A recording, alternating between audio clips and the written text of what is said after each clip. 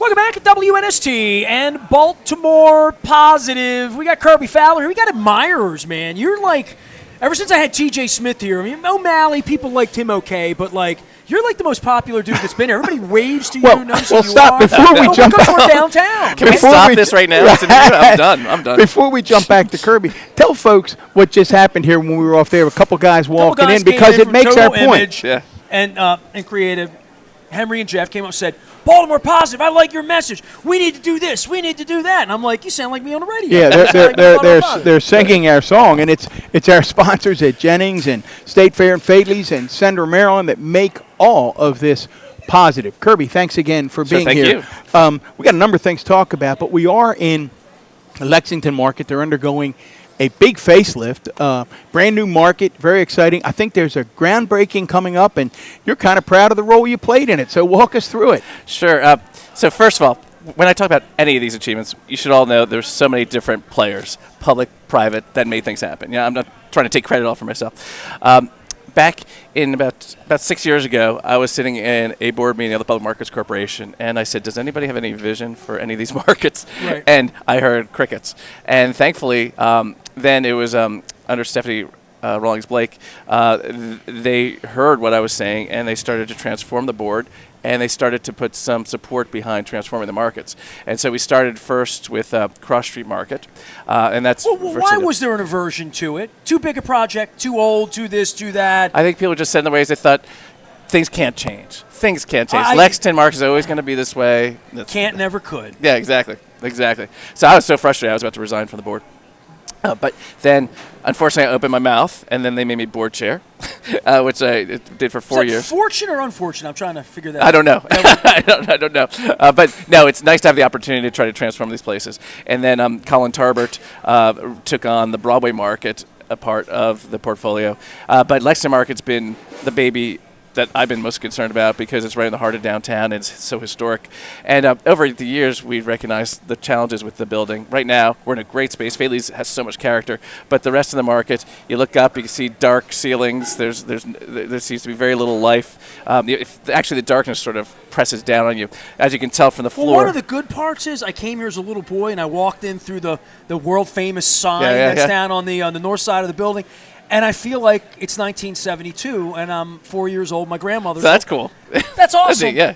But it's too much. It's too much like that. It's like Memorial Stadium. You can walk through it right now, but it just still wouldn't be as functional as you want it to be, right? And there's all this cinder block, and there's very little natural light. The slope of the floor is not ADA accessible, so people in a wheelchair will go flying down it. We're sloping on it right now. Yeah, exactly. And you can see from, actually not as much here, but some of the other booths are built up so high because of the slope that the vendor and the customer don't have a human contact. What year is it? 17? What year? 1780. Well, somewhere around here. Yeah, 17. I want to say 1789. Okay, all right. I just saw it right here somewhere. Or 1786. I think 10 years after the Revolution. I think is what we said. Wow. Think about that. Wow. Right. And the floor's been sloped the whole time. Right. And that's actually a good point because people think this is it. No, there's been several iterations of this market over the years, so this is going to be the next one. But we had to address all these different problems. Plus also, we had a lot of duplication of vendors just providing the same thing. But one thing we always want to make sure of, the people who are coming here to shop, especially the lower income individuals, you want to make sure they can still come to a new market and still find the goods that they can afford. It can't be all glitzy, and yet we want to mix. We want a mix of things because we want everybody to come back to Lexington Market. We feel like that's sort of tapered off. You don't hear about a lot of people who work downtown and live downtown coming here a lot. In fact, rarely. And unfortunately, that's tapered off a lot from the surveys we've done. So we say that again, Kirby. So make that a guy like me, make that living point in again. Federal Hill, does not walk here often enough. That's right. And sometimes you come here, but some people don't. They don't step foot in here. There's a lot of opportunities now. This is where image and reputation really lead the way. Mm-hmm. When I get off a plane anywhere at the Super Bowl a couple weeks ago with a Baltimore hat or a Raven, football team, nice. Baseball team, not so nice. But the city, there used to be this part. And it's the reason we're doing Baltimore Positive. I used to get off a plane and say, Harbor Place, crab cakes, Cal Ripken, Ray Lewis, Star Spangled, but whatever it would be. I had a great meal there. I went to the harbor. I took my kids to the aquarium. I went down for a Red Sox game. Whatever it was, Now there's only one thing they talk about, and it's not where we need to change that conversation. And part of that is creating new awesome things that people talk about. Yeah, I'm a firm believer that the physical environment determines what happens outside as well. The negative influences that could occur. Because if you have an aging building that hasn't seen investment in decades, it sometimes attracts some bad activity. That's a broken window. That's sure. too. And actually, just quickly, Healthcare for the Homeless used to have an office right on Park Avenue here, and they're advocates for the homeless, and they themselves had to call the police sometimes to handle some of the issues because their building was pretty run down. They opened up this gorgeous new building right off of Falls Way, and same clientele, no phone calls to the police because they have a brand new building that's LEED certified, good air, good. Because the water runs and the bathrooms work. And people just feel like they're honored. I mean, that they deserve something good, when they walk into a place that has gotten some attention. So that's a driving force behind this new market that'll be on the surface parking lot south of this building. We are breaking ground next week. We have worked with Seawall to help us develop the project, and Southway Builders will be the contractor. They're literally breaking ground, and people were always doubting, but we raised the money, breaking ground, and at some point in 2021 it'll be open there, and then this will try to find a new use for the East Market where we're standing right now. Now, have you been involved at all in the discussions with current vendors? Because anytime you do something like that, you'll get some pushback. Well, I just walked past the sausage place is closed. Current vendors, and what do they do? It's not there. Right. Yes. Well, we've deferred to the market management as well as Seawall to handle that, so I have not been as much involved, but I've heard.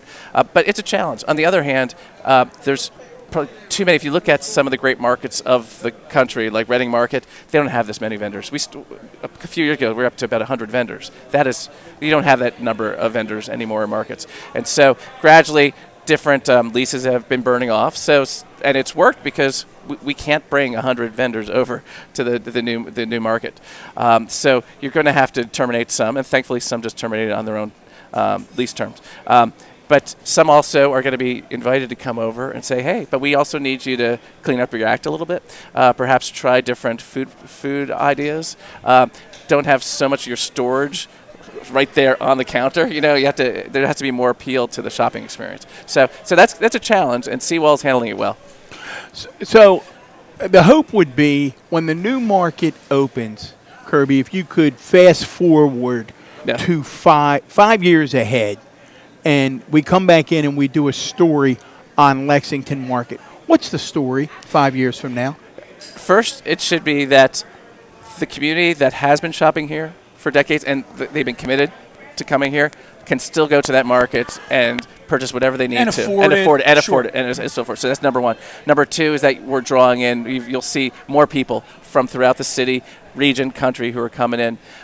You'll hear about people talking on an airplane that they went to Lexington Market and be proud of it. I have seen, literally, I've done my own shifts up here, cleaning and safety work, and I've seen people who are heading up here that clearly look like tourists. They have the fanny packs. Nestor talks about them walking in all the time with their luggage, coming from the train station or the airport. And that's low-hanging fruit, in my opinion, because people know about it. It's one of the top 5 things they probably hear about when they think about downtown Baltimore. So they come here, but we have to provide a good experience for them. So that, but also it's going to be a great diversity of food product, healthy foods. We've had here some of our vendors in the past have had health violations because of the way the food is presented, and we don't want any of that. So it's going to be a top-notch restaurant. It should be an attraction, especially right next door. You probably see construction going on. Mm-hmm. There's an apartment building and hotel coming there, and Hippodrome is right after that. So you're going to have a clear stretch all the way to Camden Yards, which would be a wonderful walk for anybody. So well, we always say, and our loyal listeners know it's true, there's never a straight line on Baltimore Positive. So interesting that when you mentioned the Hippodrome, because like many folks around the region and county residents, my wife and I love the Hippodrome, go quite a few times during the year. Wicked. One of our wicked right now. Go to hippodrome.com. Somebody asked me for tickets yesterday. Tickets, right there you go. Do you have tickets? No. But the question is, and I don't know if you shared this as the CEO of Downtown Partnership, I have been frustrated over the past 10 or 15 years that the area around the Hippodrome has not exploded. It would seem to me that, and I know Ron Legler would agree and others, that with the Hippodrome's success, you would have expected an explosion of restaurants and residents. What's been the challenge there? It was going strong for a while. There was this restaurant called Maggie Moore's that was really popular. I did business there. I began my Free the Birds march there. So there. Oh, really? Good. I knew those fellas. It's really Real well Irish run. folks. Yeah, exactly. Really well run. But and this is again where it's not always about the city. They had a fight with the landlord, and that great restaurant disappeared, and they just haven't been able to find a good replacement for it. They did find one, but it didn't hang in there. Some new restaurants have popped up, but not the number you would think. But here's my theory: is that the Hippodrome opened in 2004. And some of these other apartments were coming online too. But then the Great Recession hit. Okay. And then we have Calvert Street, Charles Street, Light Street, Pratt Street. We all have to pay attention to the gigantic buildings, like the former Mercantile building, emptying out, now full. 10 Light, which was where M&T was. No, not M&T, sorry, Miles of Stockbridge.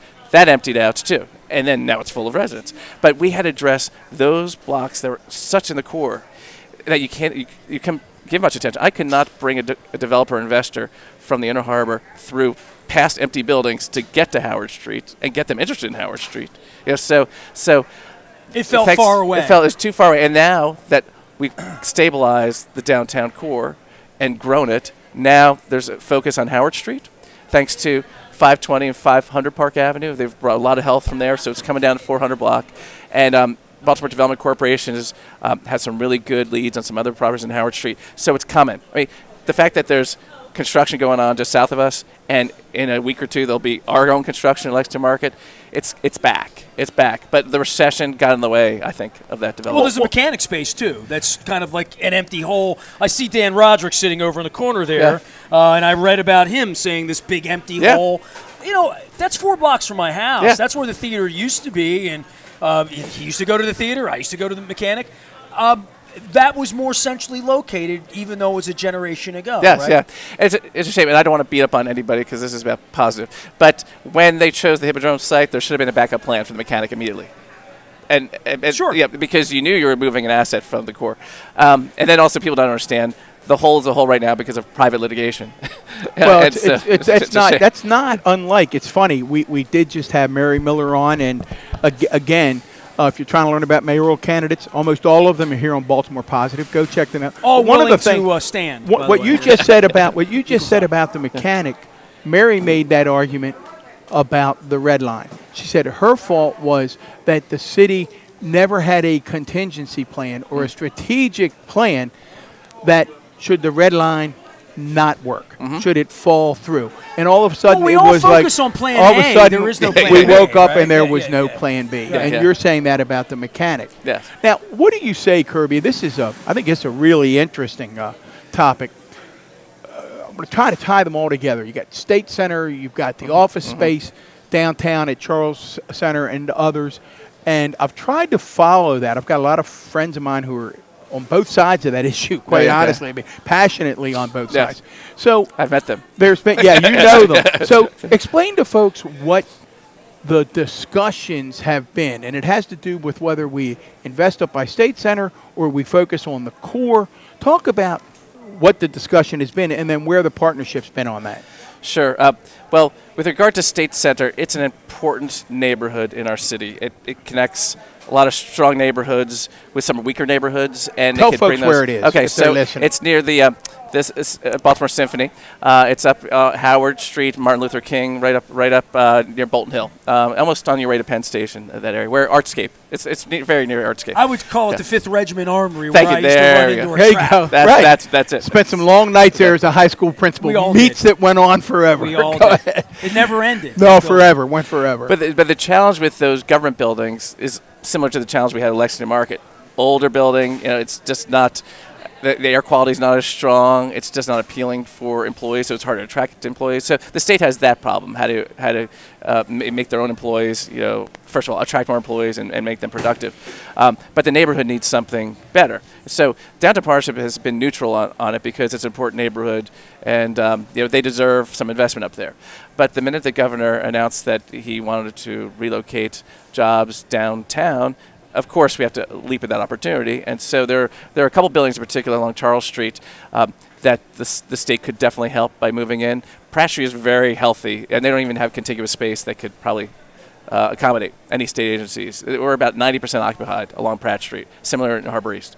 But it's I really did not know that. That doesn't even say. I'm not disputing that. Oh, yeah. I'm just saying I live a block from there. It doesn't feel like that to you? It Is that what you're saying? does not at All right, well, all let Kirby feel talk about like that. human beings out at lunch in the mornings. I mean, traffic fine. I get out and I feel cars, but I don't feel humans, even on sunny days, sniffing around the harbor, sniffing around Lexington, anywhere, even to get lunch. Yeah. I don't see the physical amount of people that I did 25 years ago. That's why we did a farmer's market at Pratt & Light, because, first of all, when we started it, people were like, no one's going to come out. And the minute we started doing it, it's Thursdays. My wife knows about it. We're so accustomed to the Sunday market. Okay. Down at That's a great market. Oh, man, we go every Sunday. Yeah. Kiefer pours me orange juice. Good. But that thing that you're doing, that's significant. You got to draw people out. And one thing, I love to give tours when there's fire alarms going off in buildings, because you finally see the buildings empty. Right. So there are lots of people. I said we're 14th in the country in the number of employees. You don't have your ambassadors running in pulling alarms. I will not admit to any of that. But it is extraordinary when there have been fire alarms. You see all these people in the buildings. So Baltimore is fairly easy to drive in and out of, despite complaints. It's fairly easy, except for like 1 hour in the afternoon and 1 hour in the morning. But it's fairly easy to drive in and out. You go right to your parking garage and go in your building, and you'll go 1 or 2 blocks for lunch, and that's what people do. And we don't have a lot of retirees living downtown. When I think in New York City, like I go out to a brunch at 10:30 on a Tuesday, you're going to see some supermodels, you'll see some retirees, you'll see some people who are people just either working or they're not there. Yeah. So we have workers, so we got people who are working, and so you see them during lunch. I also like to give tours around 5 o'clock. It feels very alive at 5 p.m. Very alive. A lot of people moving I out. agree with that. Yeah. At 5 p.m., I see all the folks walking back toward Federal Hill. Yeah. So all the women who've taken their heels off and have their sneakers on, right? Federal Hill's a huge dog.